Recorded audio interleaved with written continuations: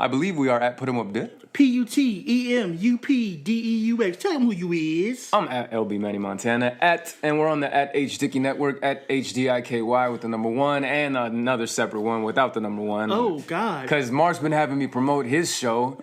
Instead of the network. Let him have it. You know, double barrel style. Most producers do that shit. I know, man. Like Puff Daddy, just all up in the damn video. So we were so excited to record tonight at around. It was about Saturday. It was yesterday around 7 o'clock at night. We were super excited to come and record. Yeah. And then the Shakur Stevenson fight happened. Yeah. Actually, and then the undercards, and then the Shakur Stevenson fight happened. Yeah.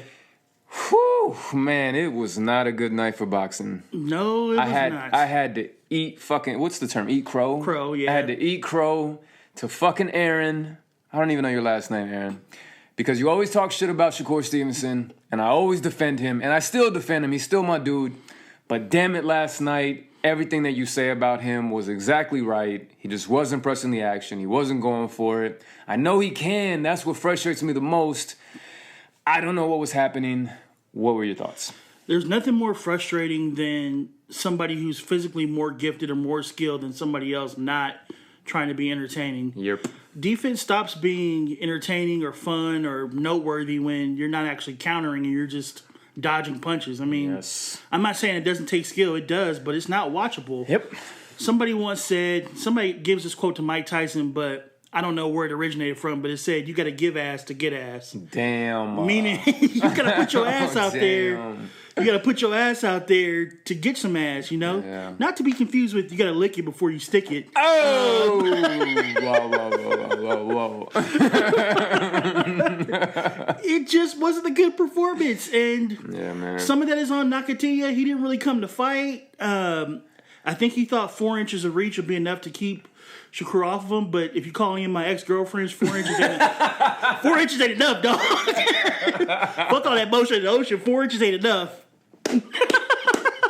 Takes a confident man to joke about shit like that, so you know it's not true. So what Shakur Stevenson said after the fight, you know, he apologized to his fans saying it wasn't his best performance. He just didn't feel good.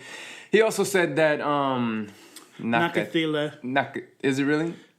Or like Bud says, Nakataki. Nagasaki.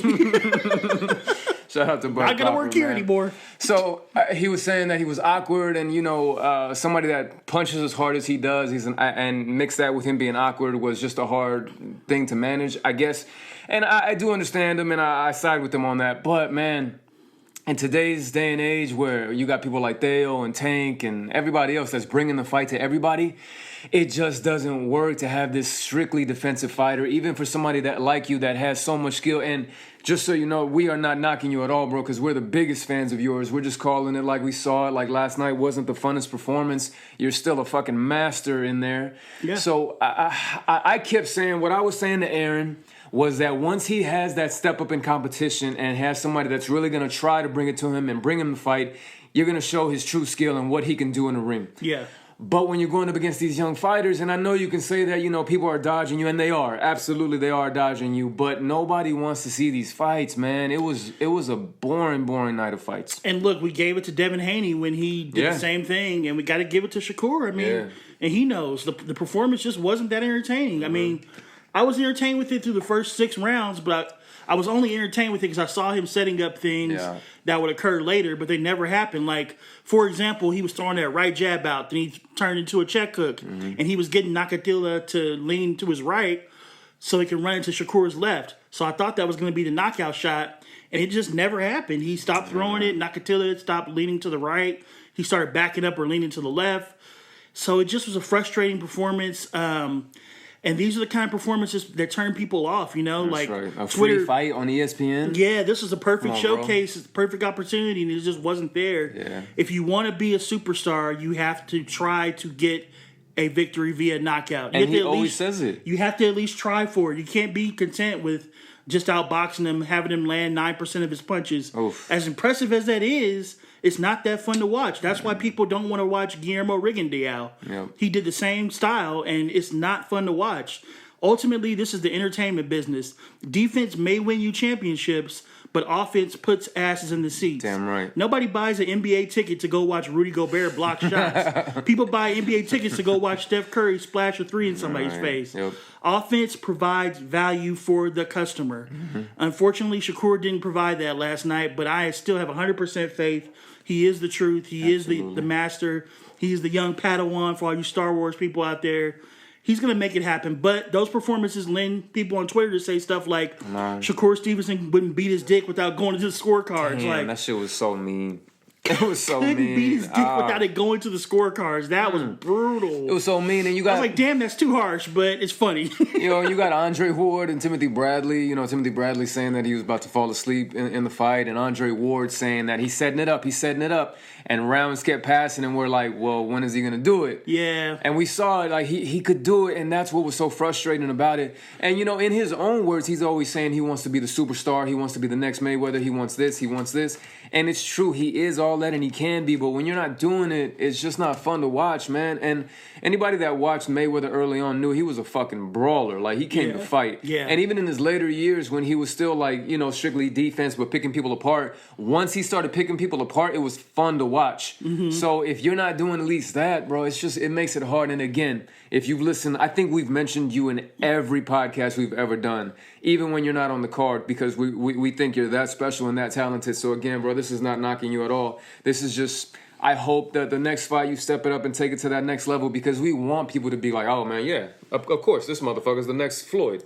He's human, and human beings have off nights. Yep. I mean, you play sports all your life. You can train your ass off and be 100% prepared. Some days. But then sometimes, like, I used to play basketball pretty competitively. Yep. And my shot would be on. Then the day of the game, I'd be 2 of 20. It just happens sometimes. Kobe's last, the finals against the Celtics, yeah, I think, where he had that off-ass night and fucking, like, Meta World Peace took over and some other people took over. Yeah. It just happens. So, like, you always get a pass from us, bro. So we're just hoping for the best for you. We hope there was no injuries. We hope there was nothing going on internally in your life. But sending much love, and we can't wait for the next one. And if that next one is with Oscar Valdez or the other dude... Jamel Herring is going to be the next one, and then the winner gets Oscar Valdez. Those are two good fights.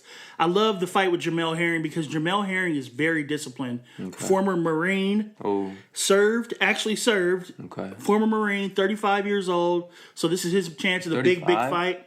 Dang. Yeah, but he's very, very disciplined. He's not going to blow you away with any particular skill, but he's very disciplined. He's not super athletic, but I know he won't run. So I think it's going to be a good fight. Will he bring the fight, or will he... No, he's not that. He's a pure boxer. That's what fucking worries me. He's a pure boxer, so we'll see, but... I think Shakur knows. Like, I got to bring more fight this next time around. I think he's going to hear all the criticism. He's young, so he's going to be on socials. Yeah. He's going to be mad, so he's going to be motivated to put on a good fight. I think it'll end up being good. The Devin Haney effect. Yeah, Devin did it. I think Shakur will do it, too. Okay. So that's pretty much all we got to say about that. One undercard fight I want to mention. Two? Okay, you want to talk about Bauza? Bauza was the blonde hair, right? Yeah, blonde hair Puerto Rican. Yeah, Bauza. Okay, so Bauza, he's a young up-and-coming prospect, Puerto Rican. What weight class were they fighting at? Do you remember? 140. Oh, really? Yeah. That's interesting. Okay, he's fighting at 140. And the dude, he was fighting against somebody who came in and really looked the part. The dude was hella brolic. Looked like an action figure. Yeah, fast as hell, quick.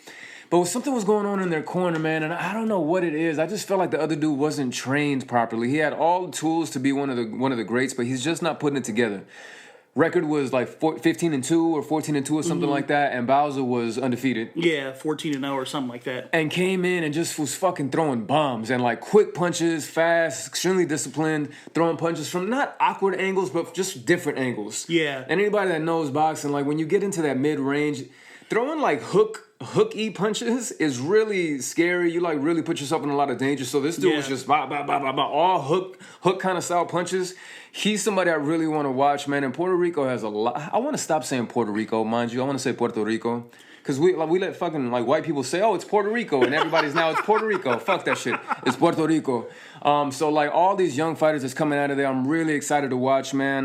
We want to post this and find you on social media because you put on a hell of a performance, bro. And we really can't wait to see what you do next. And you're in a class that you could fluctuate probably from 135 to 140, I think. And you'd be a hell of a competitor in that division, bro. So we're like kudos to you, hell of a performance. And that fight was really weird in the first round. Do you remember a minute and a half into it, Christian Edwards turned his back from Bowser. Apparently, his corner didn't even put his mouthpiece in. He was fighting without a mouthpiece for a minute and a half. You can't turn away from your opponent like that. Wait, okay, anybody out there that's watching this on video, and we're going to have should I mention we're going to have a Patreon set up too where we could show the actual video, the full video. The dude is like in the middle of the fight and goes just like this. So let's say another fighter's here and the ref's over there. He's like, and like the dude was about to come and knocked out. I'm like, don't ever do that. Anybody that's listening to this that maybe get into boxing, that do not ever do that, please, man. Like he turned his back in front of a fucking trained killer. Yeah, Arturo Gatti did that against Mayweather and got him knocked down. You do not do that. No. Don't ever turn your back on an opponent. So, but last thing I will say, all respect to people that are coming in and trying to close a fight and really want to give people the show that they deserve, especially after fucking COVID.